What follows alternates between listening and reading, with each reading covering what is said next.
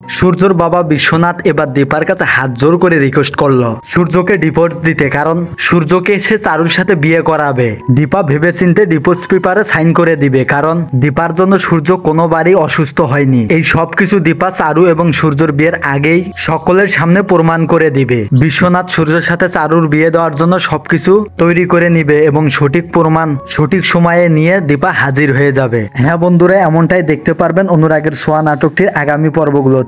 বিস্তারিত সবকিছু জানতে চ্যানেলটিকে সাবস্ক্রাইব করে ভিডিওটা মনোযোগ সহকারে দেখুন। সূর্যর আস্তে আস্তে স্মৃতিশক্তি সবকিছু ফিরে আসছে। সূর্য একটা পর্যায়ে গিয়ে সবকিছু বুঝতে পারলো তার হাতে আর কোনো সময় থাকবে না, কারণ দীপা ডিভোর্স পেপারে সাইন করে দিয়েছে। সূর্য তখন দীপাকে ভুল বুঝবে, কারণ সূর্যর স্মৃতিশক্তি না থাকায় দীপা যেগুলো কাজ করেছে সবই অন্যায়। যাই হোক না কেন, সে ডিভোর্স পেপারে কেন সাইন করলো? চারুর সাথে বিয়ে দেওয়ার জন্য সোনা, সেই সাথে উর্মি, এমনকি সূর্যর বাবা বিশ্বনাথ সে নিজেও সূর্যকে রিকোয়েস্ট করবে, কিন্তু তারপরও সূর্য চারুকে বিয়ে করতে রাজি হতে চাইবে না। আর এদিকে রুডি তো সোনার ক্ষতি করার জন্য সোনার পিছনে পিছনে লাগবে। আর সেই মুহূর্তে লাবণ্য এইসব দেখে সোনাকে সতর্ক বার্তা দিতে যাবে। সেই মুহূর্তে রুডি লাবণ্যকে ভয় দেখাবে, আর সঠিক সময় চারু এসে লাবণ্যকে দেখে বলে, কি হয়েছে মা, তুমি ঘাবড়িয়ে গেছো কেন? চলো তুমি আমার সাথে শুইবে।